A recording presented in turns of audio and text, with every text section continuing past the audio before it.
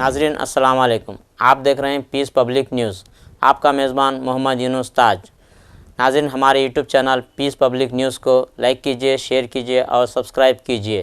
नाजरीन, आज की ताज़ा खबर ये है, జిల్లా ప్రజాప్రతినిధులు మరియు అధికారుల సమావేశం జరిగింది. మొన్న గౌరవ ముఖ్యమంత్రి గారు 10వ తేదీ నాడు అందరు జిల్లా కలెక్టర్లు, రాష్ట్ర స్థాయి అధికారులతో సమావేశం నిర్వహించి 4 ప్రధాన కార్యక్రమాలకు సంబంధించిన కార్యాచరణ, క్షేత్రస్థాయి అమలుకు సంబంధించి రివ్యూ చేయడం జరిగింది.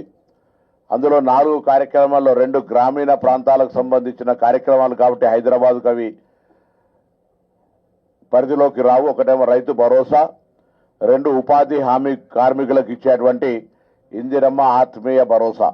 అవి 2 హైదరాబాద్ సంబంధించిన జిహెచ్ఎంసీ పరిధిలో లేవు కాబట్టి మిగతా 2 కార్యక్రమాలైనటువంటి రేషన్ కార్డుల పంపిణీ, ఇందిరమ్మ ఇండ్ల పంపిణీ, ఈ 2 కార్యక్రమాలను ప్రతి లబ్ధిదారుడికి చేకూర్చాలని, లబ్ధిదారుడు అనర్హుడిగా ఉండకుండా, అంటే లబ్ధిదారుడికి రాకుండా ఉండేటువంటి అవకాశమే లేకుండా ఎంపిక ప్రక్రియ కొనసాగాలని కొన్ని మార్గనిర్దేశకాలు ఇచ్చి ఈ యొక్క సమావేశంలో చర్చించడం జరిగింది. క్షేత్రస్థాయిలో ఇందుకు సంబంధించి కొత్త షెడ్యూల్ కూడా విడుదల చేయడం జరిగింది.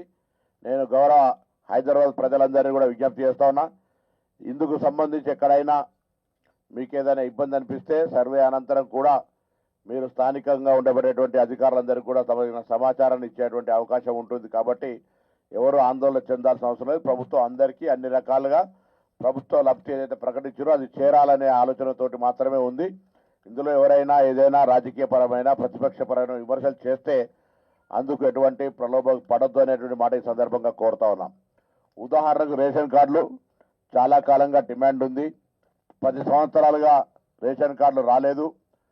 ఒక ఇంట్లో పుట్టిన బిడ్డ ఇంకో ఇంటికి కోడలుగా మారినా, లేదా ఆ ఇంట్లో కొత్తగా అనేక మంది పిల్లలు వచ్చినా, లేదా ఇతరత్ర అంశాలు మైగ్రేట్ అయినా రేషన్ కార్డులకు సంబంధించిన కొద్ది ఇబ్బంది ఉన్నది. కాబట్టి ప్రభుత్వం చాలా స్పష్టమైన నిర్ణయం తీసుకుంది. రేషన్ కార్డులకు సంబంధించిన ప్రక్రియ, ఉదాహరణకు ఒక ఇంటి బిడ్డ ఒక ఇంటి కోడలైతే వెంటనే పేరు మార్పిడికి సంబంధించి అవకాశం కావచ్చు, న్యూ ఎంట్రీస్ కావచ్చు, బైఫర్కేషన్ ఆఫ్ ఫ్యామిలీ అంటే కుటుంబంలో పెళ్ళి అయిపోయిన తర్వాత వేరే కుటుంబం పెద్దగా ఇల్లు కార్డు తీసుకోవాలనే అంశం కావచ్చు.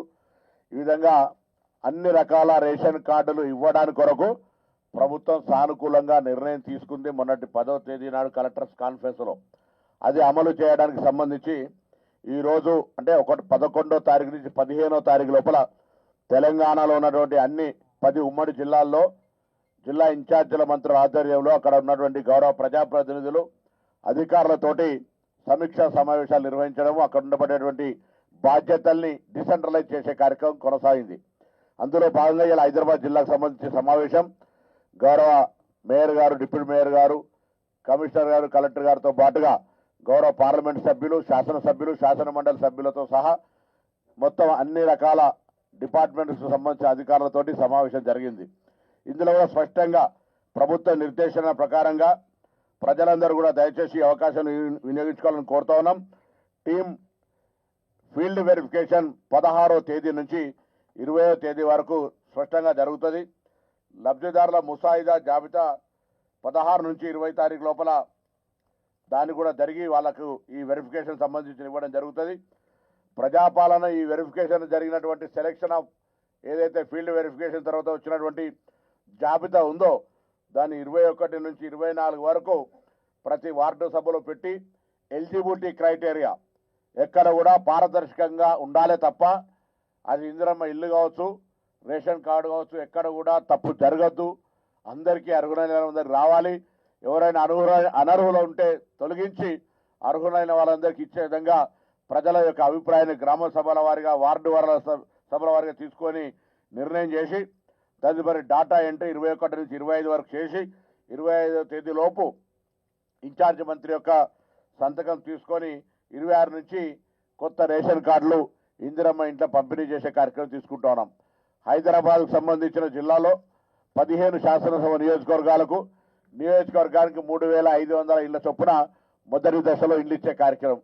అందులో భాగంగా ఇప్పటికే దాదాపు 10 లక్షల ఇండ్లకు సంబంధించి గతంలో ప్రజాపాలన సందర్భంగా అప్లికేషన్లు వచ్చినాయి.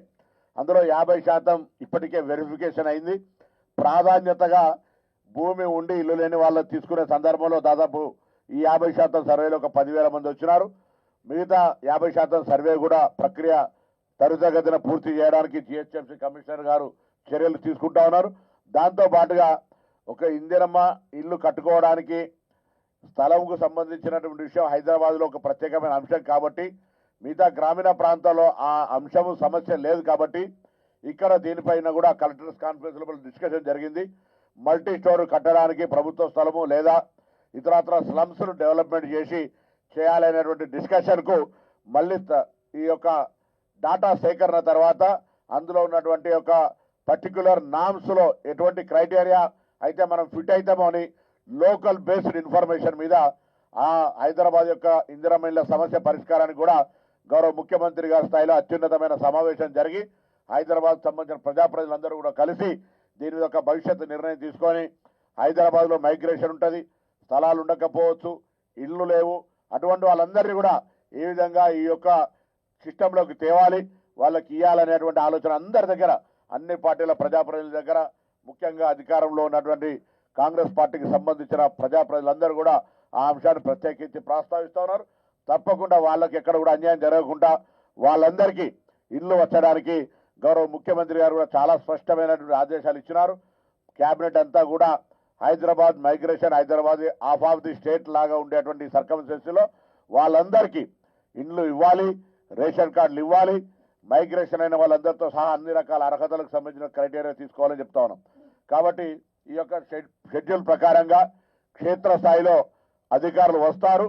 దయచేసి ప్రజలు సహకరించి ప్రభుత్వం చాలా కాలంగా పెండింగ్లో ఉన్నటువంటి రేషన్ కార్డులు కావచ్చు, ఇందిరమ్మ ఇళ్ళు కావచ్చు, లబ్ధిదారులకు అంటే డిమాండ్ పెద్దగా ఉంది, 10 లక్షల పైన ఉంది కాబట్టి లబ్ధిదారులకు జీరో గ్రావిటీ నుంచి 360 డిగ్రీ సర్వే చేసి క్షేత్రస్థాయి నుంచి ఇవ్వాలనుకుంటున్నాం. కాబట్టి ఆ విధంగా ఇయర్ బై ఇయర్ వాళ్ళందరికీ కూడా ఇవ్వడం జరుగుతుంది. దాన్ని ప్రయారిటీ చేసుకొని దయచేసి ప్రాధాన్యత రంగంగా ఎలిజిబిలిటీ క్రైటీరియా 0 నుంచి స్టార్ట్ అయ్యే విధంగా ఈ సందర్భంగా అందరూ సహకరించాలని సందర్భంగా కోరుతూ ప్రభుత్వం ప్రతిష్టాత్మకంగా తలపెట్టిన ఈ 2 పథకాలకు సంబంధించి డే టు డే మానిటరింగ్ జరుగుతూ ఉంది. రాష్ట్ర స్థాయిలో జరుగుతూ ఉంది, జిల్లాల వారీగా జరుగుతూ ఉంది, ఆ మండల వారీగా, వార్డు వారీగా, కార్పొరేట్ స్థాయి నుంచి డివిజన్ స్థాయి వరకు కూడా దీని మీద రివ్యూ జరుగుతూ ఉంది. జిల్లా ఇన్ఛార్జ్ మంత్రిగా హైదరాబాద్ తప్పకుండా అందరు అధికారులు అప్రమత్తంగా ప్రభుత్వం ప్రతిష్టాత్మకంగా తీసుకున్నటువంటి ఇందిరమ్మ ఇండ్ల ఎంపిక ప్రక్రియ, రేషన్ కార్డుల పంపిణీ ప్రక్రియ హైదరాబాద్ రాష్ట్ర రాజధానిగా మిగతా అన్ని జిల్లాలకు మార్గదర్శకత్వంగా ఉండేటువంటి ఈ జిల్లా కేంద్రం హైదరాబాద్ రాజధాని అందరూ కూడా అటు కార్పొరేటర్, గౌరవ కార్పొరేటర్లు కానీ మేయర్ గారు కూడా ఈ 3-4 రోజులు ఒకసారి కార్పొరేటర్ అందరి భాగస్వామ్యాన్ని కోరుతూ ఒక ఫార్మల్ జిహెచ్ఎంసీ మీటింగ్ కూడా పిలిచి వాళ్ళ భాగస్వామ్యాన్ని, ఈ విధి విధానాలను వాళ్ళందరూ కూడా తెలియజేస్తారు. అందులో మేము కూడా వచ్చి వాళ్ళకు సంబంధించినటువంటి ఒక భాగస్వామ్యాన్ని కోరుతాం. రాజకీయాలకు అతీతంగా పేద ప్రజలందరికీ న్యాయం జరగాలని ప్రజాపాలన ప్రభుత్వం రేవంత్ రెడ్డి గారి నాయకత్వంలో ఉన్న ఈ ప్రభుత్వము, క్యాబినెట్ అధికారులంతా కలిసి తీసుకున్న నిర్ణయానికి అనుగుణంగా పేదవాడికి ఇల్లు కళ స్వప్నం నిజం చేయడానికి రేషన్ కార్డు కొరకు 10 సంవత్సరాల నుంచి వేచి చూస్తున్నటువంటి వాళ్ళందరికీ రేషన్ కార్డు ఇచ్చే విధంగా చర్యలు తీసుకోవాలని మీ ద్వారా అధికారులందరినీ కోరుతూ ప్రజలు కూడా స్వచ్ఛందంగా, సానుకూలంగా ఏదైనా ఇబ్బంది ఫీల్ అయితే సంబంధిత ప్రజాప్రతినిధికు, అధికారికు దృష్టికి తీసుకొచ్చి సమస్య పరిష్కారం చేసుకోండి. ఈ ప్రక్రియ మొత్తం సజావుగా జరిగే విధంగా అందరూ సహకరించాల్సిందిగా, ఎందుకంటే ప్రభుత్వం ఏ కార్యక్రమం తీసుకున్నా, గతంలో ఏ కార్యక్రమం తీసుకున్నా కూడా ప్రజల సహకారంతో మాత్రమే సక్సెస్ అయినాయి. ఇప్పుడు కూడా అదేవిధంగా కోరుతా ఉన్నాం. ఇప్పటికే గవర్నమెంట్ సక్సెస్ఫుల్గా 200 యూనిట్ల ఉచిత విద్యుత్ కావచ్చు, ఉచిత బస్సు సౌకర్యం కావచ్చు, ఆరోగ్యశ్రీ 5 లక్షల నుంచి 10 లక్షలు కావచ్చు, గ్రామీణ ప్రాంతాల్లో 2 లక్షల రుణమాఫీ, సన్నవర్లకు 500 బోనస్, పిల్లలందరికీ మెచ్ ఛార్జీలు 40% అడిషనల్, కాస్మెటిక్ ఛార్జీలు 200%, దాంతో పాటుగా 55,000 ఉద్యోగాలు, దాంతో పాటుగా ఈరోజు మళ్ళీ ఇందిరమ్మ ఇండ్లు, రేషన్ కార్డులు, వాటితో పాటుగా ఇందిరమ్మ అభయ ఆత్మీయ నేస్తం కింద ఉపాధి హామీ కార్మికులకు ఇల్లు ఇచ్చే వాళ్ళకి ఇచ్చి 12,000 ఇచ్చాం. ఆ విధంగా కార్యక్రమాలన్నీ కొనసాగుతా ఉన్నటువంటి సందర్భంగా ఈ ప్రభుత్వం చేపట్టే కార్యక్రమం ప్రజలకు పేదవాళ్లకు సంక్షేమం అందాలనే ఉద్దేశం జరుగుతున్న కార్యక్రమాన్ని అందరూ దయచేసి సానుకూలంగా అమలు జరిగే విధంగా చూడాలని సందర్భంగా కోరుతా ఉన్నాం.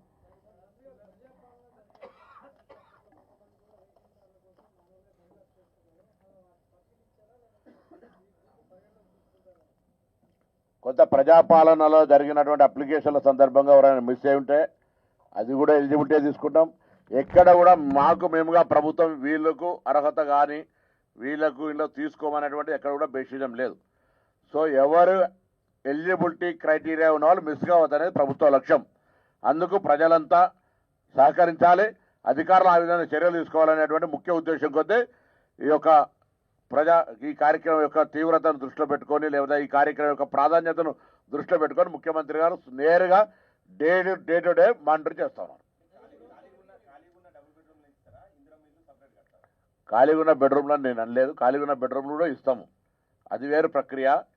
ఇందిరమ్మ ఇల్లు నియోజకవర్గానికి 3,500 ఆ కట్టిన వాటి గురించి డబుల్ బెడ్రూమ్ల గురించి అసంపూర్తిగా ఉన్నాయన్నీ కూడా కంప్లీట్ చేస్తాం.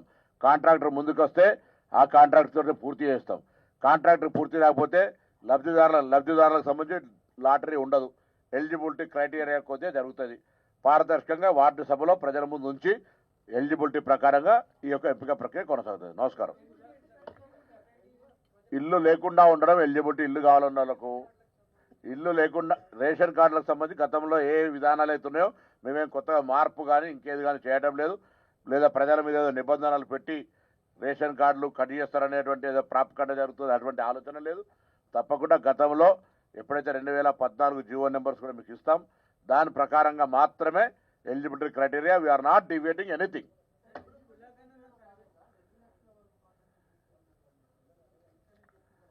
అందుకే దానికి అనుగుణంగా అదన్నీ కూడా క్రైటీరియా ఎట్లయితే గతంలో ఉందో ఆ క్రైటీరియాకి ఎవరు పోతున్నప్పుడు అవన్నీ మార్పు జరుగుతుంటే స్లోగా లిబరల్గా ఉండాలని మాట చెప్పినాం. సో ఎవరికి ఇబ్బంది కలిగే విధంగా వ్యవహారం జరగదు.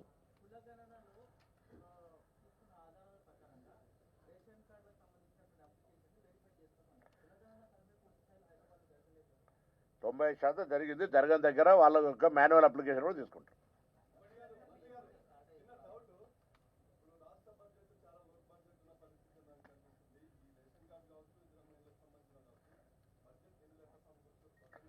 ఆల్రెడీ బడ్జెట్లో పెట్టారు, మీరు ప్లీజ్ గో రికార్డ్, అట్లా ఏం లేదు. బడ్జెట్లో పెట్టినాం.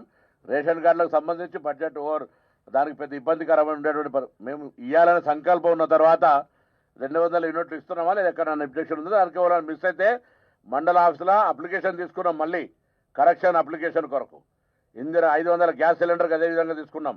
ఉచిత బస్సు నిరాటంకంగా జరుగుతుందో లేదా. ఆర్థిక సంక్షోభము, ఆర్థిక ఇబ్బంది ఉన్న మాట వాస్తవము. గత ప్రభుత్వం ఆర్థిక విధ్వంసం వల్ల ఇబ్బందికరమైన పరిస్థితి ఉన్నా ఓవర్కమ్ చేసి కార్యక్రమాలను కొనసాగిస్తా ఉన్నాం, జీతాలు 1వ తారీఖుతో సహా.